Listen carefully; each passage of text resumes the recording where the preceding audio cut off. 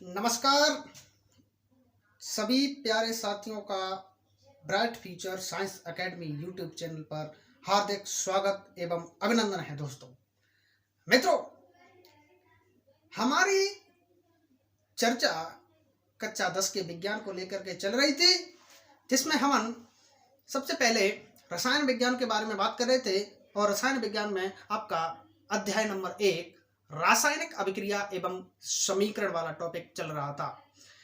पिछली 2 क्लासों में हमने बात की कि भौतिक परिवर्तन, रासायनिक परिवर्तन क्या होते हैं, रासायनिक अभिक्रियाएं क्या होती हैं और क्या होते हैं रासायनिक समीकरण। कल की क्लास में हमने ये बात भी की थी कि रासायनिक समीकरण कितने होते हैं। एक होता है असंतुलित रासायनिक समीकरण और एक होता है संतुलित रासायनिक समीकरण। इनके बारे में थोड़ी सी हमने जो जानकारी ली थी, हमने बताया कि असंतुलित रासायनिक समीकरण वो होते हैं जिनमें LHS एवं RHS अर्थात कहें तो अभिकारक एवं उत्पादों के जो परमाणुओं की संख्या होती है वह असमान होती है, अर्थात अलग अलग होती है। उसे असंतुलित रासायनिक समीकरण कहते हैं। और संतुलित रासायनिक समीकरण हमारे वो होते हैं जिनमें उत्पाद एवं अभिकारकों में उपस्थित परमाणुओं की संख्या दोनों ओर समान रहेगी, परमाणु भार भी दोनों ओर समान होता है। तो हम बात कर चुके हैं असंतुलित रासायनिक समीकरण और संतुलित रासायनिक समीकरण, और यहां से आगे की चर्चा आज की क्लास में अपन करना चाह रहे हैं। देखते हैं कहां से प्रारंभ करते हैं। अब अपन जो बात करेंगे असंतुलित रासायनिक समीकरणों को, असंतुलित समीकरण को संतुलित करना। बताओ क्या करना है? संतुलित। क्योंकि मैंने कहा था आपको कल की क्लास में कि रासायनिक समीकरणों हमेशा कैसे होने चाहिए? संतुलित होने चाहिए। LHS एवं RHS मैंने बताया अभिकारकों को कहते हैं LHS क्योंकि लेफ्ट हैंड साइड की ओर अभिकारक होते हैं, राइट हैंड साइड RHS की ओर आपके जो नए पदार्थ उत्पाद बनते हैं वो होते हैं। अर्थात LHS एवं RHS दोनों ओर परमाणुओं की संख्या समान होनी चाहिए। कहने का अर्थ यह है कि रासायनिक समीकरण कैसे होने चाहिए? संतुलित होने चाहिए। अब असंतुलित रासायनिक समीकरण भी होते हैं। अब असंतुलित रासायनिक समीकरणों को संतुलित कैसे करते हैं, आज की क्लास ये है। ध्यान रखिएगा, आज की क्लास बेहद महत्वपूर्ण होने वाली है, क्योंकि इस चैप्टर से कहीं से प्रश्न आए ना आए, यहां से प्रश्न तो जरूर आता है। अब तक की जितनी भी राजस्थान बोर्ड की परीक्षाएं हो चुकी हैं उसमें एक भी पेपर ऐसा नहीं है जहां यहां से प्रश्न नहीं पूछा गया हो। आपको प्रश्न परीक्षा में दिया जाएगा, निम्नलिखित रासायनिक समीकरणों को संतुलित कीजिए। उसमें आपको असंतुलित रासायनिक समीकरण दिए जाएंगे और आपसे कहा जाएगा इनको क्या करना है? संतुलित करना है। तो देखिए किस प्रकार से असंतुलित रासायनिक समीकरणों को क्या करते हैं? संतुलित। जो विधि अपन काम में लेते हैं उस विधि का नाम है हिट एंड ट्रायल विधि। बताओ विधि का नाम क्या है? हिट एंड ट्रायल विधि। आप कहेंगे गुरुजी क्या होती है हिट एंड ट्रायल विधि, जरा बताएं। बिल्कुल बताया जाएगा, डिटेल में आपको बताया जाएगा, लेकिन ध्यान रखना कभी 1 नंबर का आपका प्रश्न पूछा जाएगा कि रासायनिक समीकरणों को संतुलित करने वाली विधि का नाम बताइए, तो विधि कौन सी हो जाती है? हिट एंड ट्रायल विधि। इस विधि को अपन एक उदाहरण से समझते हैं।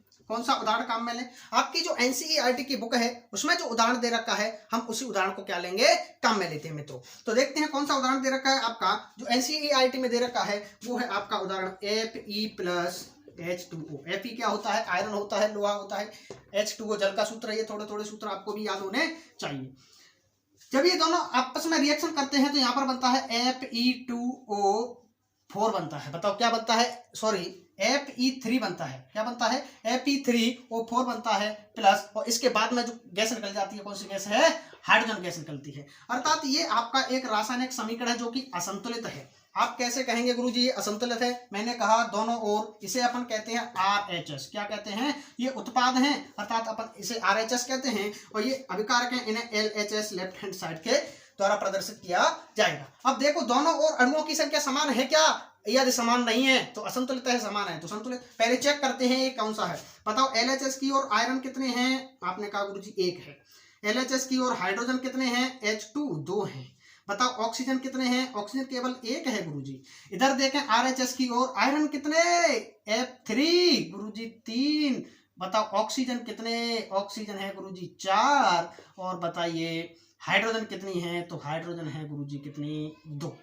बताओ ये आपका क्या है, डिटेल्स है इस रासायनिक समीकरण का। बताओ इधर तो आयरन LHS की ओर केवल एक है, लेकिन RHS की ओर आयरन कितने हैं, 3। बताओ अलग अलग है कि नहीं है, बिल्कुल है। इसीलिए यह समीकरण कौन सा है आपका, असंतुलित है। बताओ कौन सा समीकरण हो जाता है, असंतुलित रासायनिक समीकरण है। अब इसको अपन संतुलित कैसे करेंगे, हिट एंड ट्रायल विधि का उपयोग करते हुए हम इस रासायनिक समीकरण को संतुलित करते हैं। बताओ क्या करते हैं, संतुलित करते हैं। तो स्टार्ट करते हैं, देखिए किस प्रकार से। कुछ इस विधि के नियम हैं, हम नियमों के आधार पर चलेंगे, लेकिन आपकी परीक्षा में यदि सीधे ही प्रश्न पूछे जाते हैं निम्नलिखित रासायनिक समीकरणों को संतुलित कीजिए, तो वहां पर आपको ये विधि पूरी नहीं लिखनी है, वहां पर एक एक चरण आप लिख के बैठ जाएं, इतना आपको समय नहीं मिलेगा। वहां पर 1 नंबर का आपसे प्रश्न पूछा जाएगा कि निम्न रासायनिक समीकरण को संतुलित कीजिए, तो डायरेक्ट आप करेंगे। डायरेक्ट कैसे करेंगे वो भी अपन बाद में बताएंगे, लेकिन पहले इस हिट एंड ट्रायल विधि का उपयोग करते हैं। बताओ आपका समीकरण कौन सा था, पहले समीकरण को लिख लेते हैं। Fe plus H2O is equal to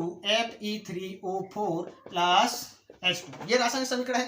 पहला नियम, अर्थात पहला जो नियम इसका है, वो पहला नियम ये कहता है कि जो भी आपको समीकरण दे रखा है, उस समीकरण में चाहे वो अभिकारक हो चाहे उत्पाद हो, सबको कोष्टक में बंद कीजिए। बताओ क्या कीजिए, कोष्टक में। मैंने कहा ये लो गुरुजी, ये FeH2O is equal to Fe3O4 plus H2। क्या करना है, सबको कोष्टक में बंद करो। ये लो, इसको भी कोष्टक में बंद करो, ये भी हो गया। इसको भी कोष्टक में बंद करो, ये भी हो गया। इसको भी कोष्टक में बंद करो, ये भी हो गया। इतना सा सवाल, कोष्टक में बंद करना है पहले में। हालांकि इस कोष्टक में बंद करने से कोई प्रभाव पड़ने वाला नहीं है, संतुलित करने के लिए तो हमें और भी नियमों की जरूरत पड़ेगी। कोष्टक में रखने से कोई फायदा तो आपको नहीं है, लेकिन आपकी बुक में दे रखा है पहला नियम, इसीलिए हम क्यों छोड़ें, क्योंकि हमको एक एक लाइन को पढ़ना है। दूसरा नियम क्या कहता है गुरुजी, दूसरा नियम कहता है कि चाहे उत्पाद हो चाहे अभिकारक। पहले आप ये बताओ उत्पाद कौन से, इसमें उत्पाद हैं इस तीर के निशान के दाईं ओर। ये गुरुजी RHS दाईं ओर है, राइट हैंड साइड, और बाईं ओर LHS, ये क्या है, अभिकारक। कहने का अर्थ यह है, दूसरा नियम क्या कह रहा है, ध्यान से सुनना। चाहे अभिकारक हो और चाहे उत्पाद हो, सबसे पहले हम उस तत्व को संतुलित करेंगे जो संख्या में अधिक हो। क्या होना चाहिए, अधिक। क्या लिखेंगे इसमें, चाहे अभिकारक हो, चाहे क्या हो, अभिकारक, और चाहे क्या हो, उत्पाद हो। यदि उस परमाणु की संख्या, उस परमाणु की संख्या सबसे ज्यादा है, क्या है, उस परमाणु की संख्या क्या है, सबसे ज्यादा है, ज्यादा, तो सबसे पहले हम उसी को क्या करते हैं, संतुलित करते हैं। आप कहेंगे गुरुजी जरा बताओ तो सही, किसकी है परमाणु की संख्या ज्यादा। आ जाओ, मैंने कहा इसे देखने के लिए आपको जाना होगा कोने में। कहां पर जाना होगा, कोने में जाना है, बोर्ड के कोने में जाइए, और बोर्ड के कोने में ले जाओ उठाकर। ये है गुरुजी LHS। बताओ LHS की ओर आयरन कितने, आयरन है 1। हाइड्रोजन कितने, हाइड्रोजन है 2 है। हाइड्रोजन कितने हैं, 2 हाइड्रोजन। ऑक्सीजन कितनी, ऑक्सीजन 1। क्लियर। अब आ जाइए RHS की ओर। बताओ RHS की ओर आयरन कितने हैं गुरुजी, मैंने कहा 3। ऑक्सीजन कितनी है, ऑक्सीजन है 4। हाइड्रोजन कितनी है, हाइड्रोजन है 2। बताओ अब इनमें देखिए कौन सा परमाणु सबसे ज्यादा है भाई, चाहे वो LHS हो चाहे वो RHS हो, परमाणु ज्यादा कौन सा है। इधर देखें तो आपको सबसे ज्यादा दिख रहा है 4 नंबर। बताओ ऑक्सीजन कितने हैं, 4 हैं। तो सबसे पहले ऑक्सीजन का क्या किया जाएगा, संतुलन किया जाएगा। कहने का अर्थ यह है कि जो सबसे ज्यादा संख्या में होगा, सबसे पहले उसी का क्या करते हैं, संतुलन। तो चलिए आ जाइए, सबसे पहले क्या करते हैं, हम ऑक्सीजन का संतुलन करेंगे। कैसे करेंगे, एक बनाते हैं सारणी। क्या कह रहे हो गुरुजी, बिल्कुल। कैसी सारणी बनाएंगे, ऐसी बनाएंगे, देखिए जो आपको बोर्ड पर दिख रही है। ये भी सारणी बहुत अच्छी बनानी है, कहीं गलती ना हो जाए सारणी बनाने में भाई, ध्यान से सुनिएगा। एक तरफ लिख लो LHS और एक तरफ लिख लो RHS। ये बात है क्या? बिल्कुल। यहाँ लिख लेते हैं ऑक्सीजन की स्थिति, क्योंकि ऑक्सीजन ही तो हमें पहले सबसे पहले संतुलित करना है, ऑक्सीजन की स्थिति। ये लो, हाँ लिखेंगे प्रारंभ में, और इधर लिखेंगे संतुलन की स्थिति में। बताओ किसमें? संतुलन की स्थिति में। अब बताओ प्रारंभ में ऑक्सीजन LHS की ओर कितने? ये गुरुजी देखा मैंने, LHS की ओर ऑक्सीजन कितना है?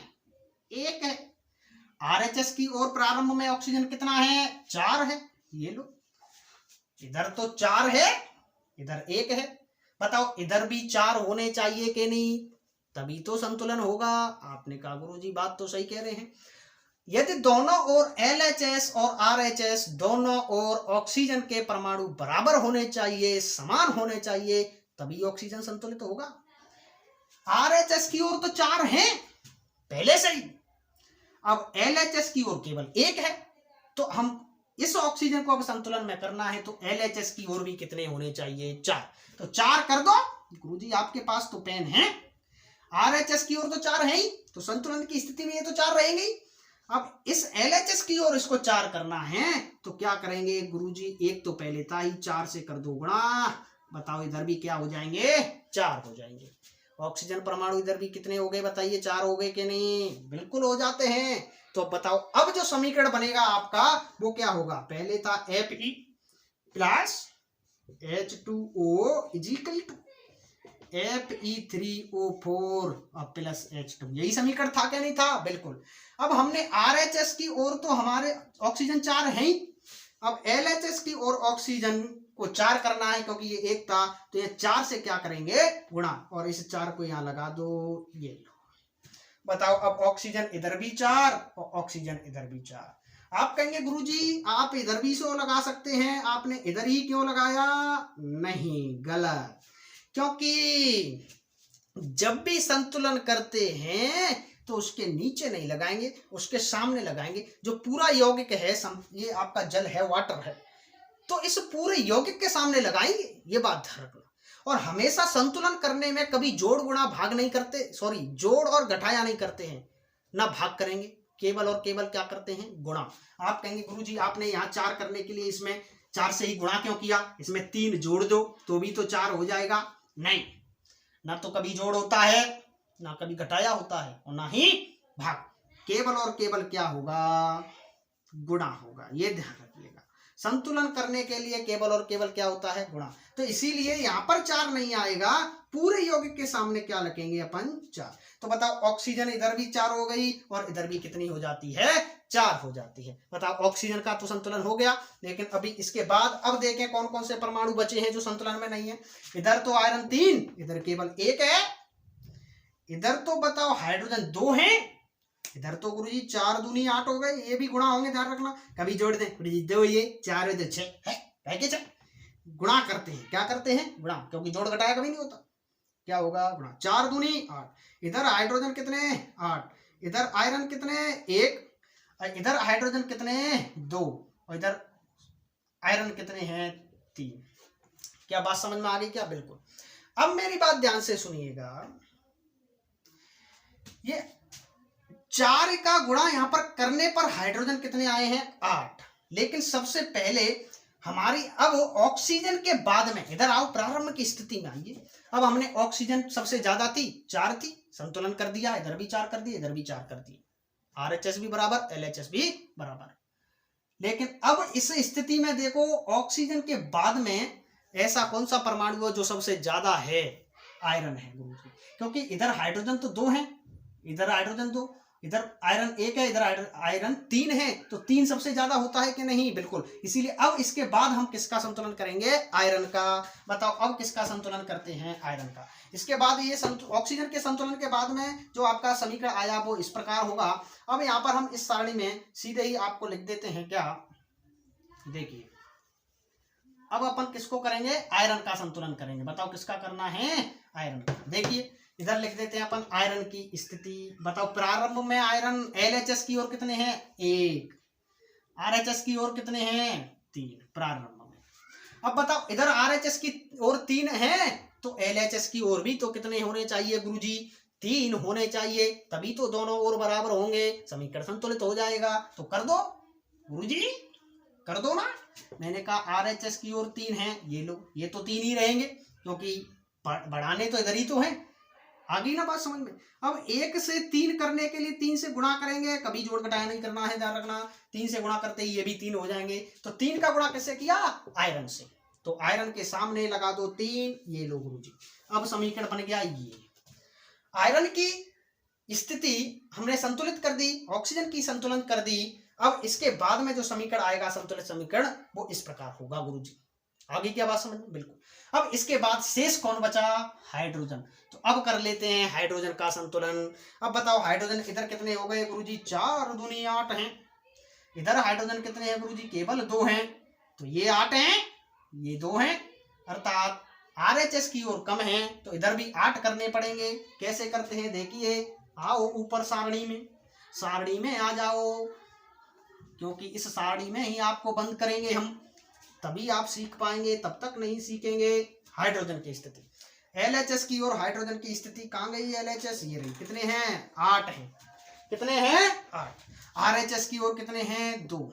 अब बताओ ये ज्यादा है ये कम है, तो 8 है तो ये तो 8 ही रखने हैं आपको, बढ़ाना किसको पड़ेगा? 2 वाले, क्योंकि यही तो कम है। अब क्या करें? हमेशा गुणा करेंगे। किससे गुणा कर दें कि 8 हो जाए गुरुजी? 4 से कर दो, क्योंकि कच्चा 2 में पढ़ा है हमने, 4 दूनी 8 होता है। ये लो, हो गए क्या? 8। बिल्कुल। इसका मतलब 4 से गुणा करने पर हमको ये दोनों क्या हो जाते हैं? बराबर हो जाते हैं। आगे क्या बात समझ में? तो 4 से यहाँ गुणा कर दिया, तो लगा दो 4 इधर। कहाँ लगेगी? इधर लगेगी। क्यों? RHS की ओर गुणा किया है, तो लगेगा भी किधर? RHS की ओर। अब बताओ ये समीकरण क्या हो गया आपका? संतुलित हो गया, अर्थात LHS और RHS दोनों ओर सभी परमाणुओं की संख्या क्या हो गई है? अब बराबर। कैसे? देखिए, चेक करके देखते हैं। आयरन कितने? 3, Fe3, इधर भी 3, इधर भी 3। क्लियर? इसके बाद देखिए हाइड्रोजन कितने? 4 दूनी 8, 4 दूनी 8, दोनों ओर बराबर। ऑक्सीजन कितने? 4, ऑक्सीजन कितने? ध्यान रखना 4 है। इधर भी ऑक्सीजन कितने हैं? 4। बताओ बराबर हो गए क्या? आप कहेंगे गुरुजी बिल्कुल हो गए। तो ये समीकरण आपका क्या हो जाता है? संतुलित। इस प्रकार से आपको हिट एंड ट्रायल विधि के माध्यम से समीकरण को क्या करना होता है? संतुलित करना होता है। इसके बाद में एक चरण और आता है, और इस चरण में क्या करेंगे? इस चरण में इनकी भौतिक अवस्थाओं को कोष्टक में लिखते हैं। यदि आप लिखें तो भी ठीक, ना लिखें तो भी कोई फर्क पड़ने वाला नहीं है, क्योंकि आपको मेडल मिलने वाला नहीं है। ऐसा नहीं है गुरुजी हमने भौतिक अवस्थाएं नहीं लिखी तो हमें मेडल नहीं मिलेगा, और जिसने लिख दी हैं उसको भी कोई मेडल नहीं मिलेगा, क्योंकि समीकरण तो यहीं पर संतुलित हो जाता है। लेकिन यदि भौतिक अवस्थाएं और लिख दें तो और अच्छी बात है। देखिए कैसे लिखेंगे? ये है 3Fe, लिख दो, कोष्टक में लगा दो। बताओ ये भौतिक अवस्था में कैसा है? ठोस, द्रव या गैस? आयरन है। आयरन तो गुरुजी लोहा होता है, लोहा होता है ठोस। ठोस को लिखते हैं S, S मतलब सॉलिड, सॉलिड माने ठोस। देखो क्या होता है? सॉलिड, सॉलिड को क्या कहते हैं? ठोस। एक होता है लिक्विड, और लिक्विड को कहते हैं द्रव, और गैस को तो इंग्लिश में GAS, गैस ही तो कहेंगे, गैस। ये लोग तो सॉलिड ठोस है तो उसके लिए S, द्रव है तो L, और गैस है तो G लगाएंगे कोष्टक में। बताओ जल आ गया, H2O, 4H2, ये है जल। जल कैसा है? द्रव, इसीलिए लिक्विड, L लगा दो कोष्टक में, equal to Fe3O4, iron oxide. ये आयरन ऑक्साइड भी ठोस होती है, सॉलिड, S लगा दो, प्लस हाइड्रोजन गैस है, इसीलिए कोष्टक में G लगा दो। ये आपका क्या हो जाता है? संतुलित रासायनिक समीकरण। बताओ क्या हो गया? ये हो गया गुरुजी संतुलित समीकरण। बताओ यहाँ तक किसी को कोई प्रॉब्लम है क्या? यहाँ पर किसी को कोई दिक्कत नहीं होनी चाहिए। इसी प्रकार से आपको सारे रासायनिक जो भी असंतुलित रासायनिक समीकरण आपको दिए जाएंगे, इसी मेथड के द्वारा हिट एंड ट्रायल विधि के माध्यम से आपको क्या करने हैं? संतुलित करने हैं। लेकिन ये पूरी राम कथा आपको पेपर में कभी नहीं लिखनी है, क्योंकि आपको कभी ऐसे नहीं पूछा जाएगा कि हिट एंड ट्रायल विधि के माध्यम से निम्नलिखित रासायनिक समीकरण को विस्तार पूर्वक समझाइए। यदि ऐसा आता है तो आपको करना पड़ेगा, ऐसा पूरे चरण लिखने पड़ेंगे। लेकिन अभी तक ना तो ऐसा कभी आया है और ना ही आने की संभावना है। प्रश्न तो सीधे आते हैं, निम्नलिखित रासायनिक समीकरणों को क्या करिए, संतुलित। उसमें 2-3 आपको दिए जाएंगे और डायरेक्ट आपको करवाने हैं। तो डायरेक्ट किस प्रकार से करेंगे, उस विधि को आप काम में लें, सीधे देखते ही उत्तर आ जाए। ये तो पूरी आपकी हिट एंड ट्रायल विधि थी, लेकिन देखते ही आ जाएगा उत्तर। इस प्रकार से करने हैं आपको क्या, समीकरणों को संतुलित। आप कहेंगे गुरुजी जरा लेकर तो आइए, संतुलित तो हम करेंगे ही, लेकिन आप लेकर तो आओ। मैंने कहा लेकर आते हैं, इसलिए ऐसी क्या बात है, Ca+O2 = CaO। ये क्या है गुरुजी, हमारी तो कौन ही समझ में आयो, समझ में कैसे नहीं आएगा। देखो ये तो है उत्पाद, और उत्पाद को कहेंगे RHS, क्योंकि तू है किधर, दाईं ओर, राइट हैंड साइड। ये है अभिकारक, क्योंकि तुमने क्या किया है, क्रिया की है, तभी तो तुम ऐसा उत्पाद बना के लाई हो। ये रखे हैं लेफ्ट हैंड साइड, क्योंकि तीर के निशान से बाईं ओर है। अब बताओ प्रारंभ में इधर सीधे देखो, लिखना कुछ नहीं है, डायरेक्ट देखो। इधर LHS की ओर कैल्शियम कितनी, एक ही है गुरुजी, इधर भी एक ही है। इधर ऑक्सीजन LHS की ओर 2 है, लेकिन RHS की ओर ऑक्सीजन तो एक ही है गुरुजी। इसका मतलब ये असंतुलित है। संतुलित कर दो फटाफट से, हमें पता है संतुलन के लिए केवल गुणा करते हैं, ना जोड़ या घटाया। तो ये देखो सबसे पहले किसे संतुलित करेंगे, ऑक्सीजन को। क्यों, क्योंकि ऑक्सीजन की संख्या सबसे ज्यादा है। इधर ऑक्सीजन 2 है, इधर 1 है। इधर कैल्शियम तो एक ही है, वो तो संतुलन में ही है पहले से, लेकिन संतुलित किसे करना है, ऑक्सीजन को। बताओ इधर ऑक्सीजन 2 है और इधर केवल 1 है, तो क्या करेंगे, इधर 2 से कर दो गुणा, सीधे क्या हो जाएगा, ये लो Ca+O2 = हो गया 2CaO। 2 को लगाना है, गुणा करते हैं उसे आगे लगाते हैं, बताया मैंने पहले। पूरे के पूरे यौगिक के आगे लगाना है, जो भी गुणा आपने किया है। 2 से गुणा कर दिया, ये अब जैसे ही 2 से गुणा किया तो ऑक्सीजन तो संतुलित हो गई। इधर भी ऑक्सीजन 2 और इधर भी ऑक्सीजन कितनी, 2। लेकिन अब कैल्शियम तो इधर 1 है, लेकिन इधर कैल्शियम कितनी हो गई गुरुजी, 2। इधर कैल्शियम कितनी, 1। जैसे ही ऑक्सीजन को संतुलित किया, कैल्शियम का संतुलन बिगड़ गया, बिगड़ने दो, क्या दिक्कत है। अब कैल्शियम को संतुलित कर दो। बताओ इधर कैल्शियम 2 है, इधर भी 2 करनी है, तो 2 से कर देंगे गुणा, 2 × 2। गुरुजी पढ़ा आता है हमें, कक्षा 1 में पढ़ा है, 2 × 2 है ना। 2 से गुणा किया है तो इसके सामने 2 लगा दो। जैसे ही 2 लगाया, पता पूरा समीकरण क्या हो गया, संतुलित। कैल्शियम भी 2, कैल्शियम भी 2, ऑक्सीजन भी 2, ऑक्सीजन भी 2। जिस पूरे कंपाउंड के आगे 2 है, मतलब पूरे कंपाउंड के आगे यौगिक के सामने जो भी होगा वो सबके लिए गिना जाएगा। कैल्शियम भी 2 है, ऑक्सीजन भी 2 है, ध्यान रखना। इधर ऑक्सीजन 2 है, कैल्शियम भी 2, समीकरण कैसा हो जाता है, संतुलित। इतना सा काम है बस, ऐसे करने हैं आपको। पूरी हिट एंड ट्रायल विधि लिखने की क्या जरूरत है, क्योंकि डायरेक्ट आपसे पूछा जाएगा। एक जैसे और आता है आपका, एक एग्जाम्पल बहुत सारे हैं, उदाहरण बहुत सारे हैं, आपकी परीक्षा में आएंगे, डायरेक्ट करने हैं। जैसे Mg+O2 = MgO, मैग्नीशियम ऑक्साइड। ये समीकरण है गुरुजी, असंतुलित है। कैसे, क्योंकि इधर ऑक्सीजन 2 है, इधर केवल 1 है। मैग्नीशियम तो एक है, लेकिन इधर ऑक्सीजन 2, इधर ऑक्सीजन 1। क्या करें, ऑक्सीजन को संतुलित करेंगे पहले, क्योंकि ऑक्सीजन ही सबसे ज्यादा है, 2 है। इधर 2 ऑक्सीजन है, इधर 2 करनी है, 2 से गुणा कर दो सीधे आगे, सिंपल। जैसे ही 2 से इधर गुणा किया तो मैग्नीशियम भी 2 हो गई, लेकिन इधर तो बेचारी 1 है, क्या दिक्कत है, इधर भी कर दो 2 से गुणा मैग्नीशियम से। मैग्नीशियम भी 2, इधर भी 2, इधर ऑक्सीजन 2, इधर ऑक्सीजन भी 2। बताओ समीकरण कैसा हो गया, संतुलित। देखते ही उत्तर, इतनी सरल विधि, देखते ही उत्तर।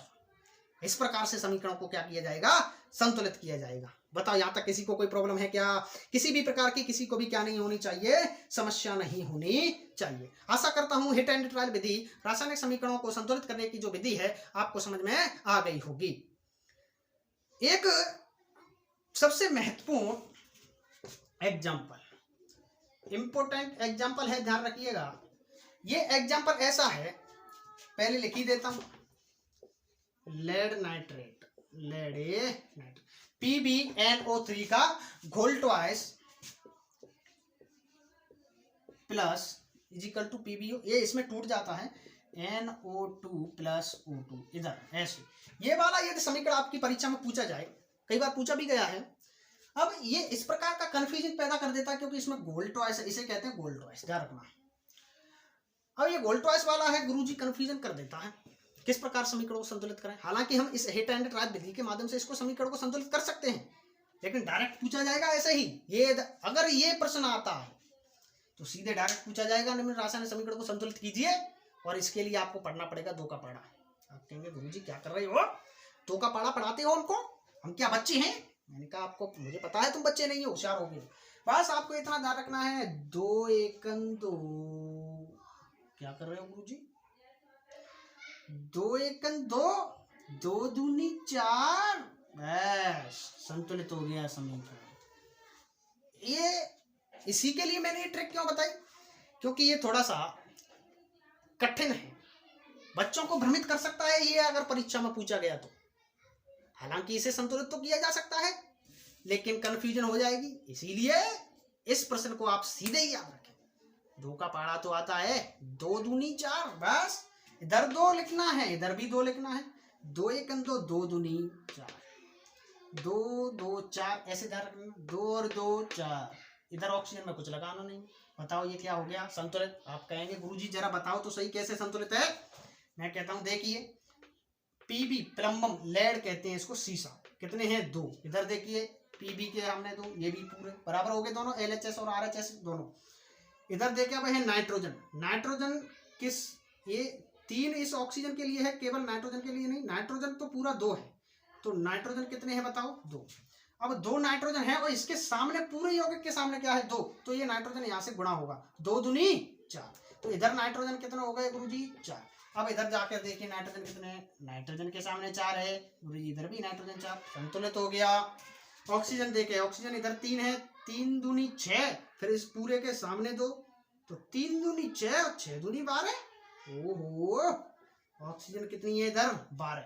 अब इधर देखें गुरुजी कितनी है ऑक्सीजन, 2 तो ये रही oxygen, 2 plus oxygen is equal to 2 तो ये रही सीधी सामने, 4 दूनी 8, क्योंकि ऑक्सीजन नीचे 2, ये सामने 4 है, 4 दूनी 8 प्लस 8 प्लस 2 ये ऑक्सीजन ये रही। बताओ जोड़ो, 8 और 2 10 और 2 12, इधर भी 12 इधर भी 12 हो गया। अब बताओ ऑक्सीजन भी हो गया, नाइट्रोजन भी हो गया, काम खत्म, अर्थात ये समीकरण क्या हो गया आपका संतुलित। तो इसके लिए सीधे ही याद रखेंगे, 2 का पाढ़ा 2 दूनी 4, इधर 2 2 4, 2 2 4, 2 2 4, काम खत्म। ये था आपका रासायनिक समीकरणों को क्या करना, संतुलित। अर्थात रासायनिक समीकरणों को संतुलित करने की विधि, इसका नाम है हिट एंड ट्रायल विधि। और इस हिट एंड ट्रायल विधि के माध्यम से अपन क्या कर सकते हैं, रासायनिक समीकरणों को संतुलित किया जा सकता है। तो आपको डिटेल में तो नहीं पूछा जाएगा, लेकिन सीधे ही आपको असंतुलित रासायनिक समीकरण दिए जाएंगे और आपसे संतुलित करने के लिए पूछे जाएंगे। तो इस प्रकार से आप रासायनिक समीकरणों को क्या कर सकते हैं, संतुलित कर सकते हैं। अगली क्लास में अपन बात करेंगे विभिन्न प्रकार की रासायनिक अभिक्रियाओं को, नेम रिएक्शंस, जो कि नाम से आपके इस सिलेबस में दे रखी है, जैसे संयोजन अभिक्रिया है, वियोजन अभिक्रिया है, विस्थापन अभिक्रिया है, द्विविस्थापन अभिक्रिया है, उपचयन अभिक्रिया, अपचयन अभिक्रिया, दोनों को मिलाकर कहते हैं रेडॉक्स अभिक्रिया। इन सारी अभिक्रियाओं के बारे में बात करने वाले हैं। तो मिलते हैं नेक्स्ट क्लास में, तब तक के लिए सभी विद्यार्थी हमारे यूट्यूब चैनल पर नए हैं तो यूट्यूब चैनल को सब्सक्राइब करें, और वीडियो यदि अच्छी लगी हो तो वीडियो को लाइक करें, और सारे जहां में इस वीडियो को फैला दें, वीडियो को शेयर कर दें, जिससे आप सब भारत के कोने कोने में, राजस्थान के कोने कोने में हमारी वीडियो पहुंचे और कोने कोने का बच्चा क्या हो, शिक्षित हो। सभी मित्रों को इसी आशा के साथ में मिलते हैं अगली कक्षा में एक नए टॉपिक, अभिक्रियाओं के नेम रिएक्शंस को लेकर के। तब तक के लिए सभी साथियों को धन्यवाद। राधे राधे, जय श्री कृष्ण।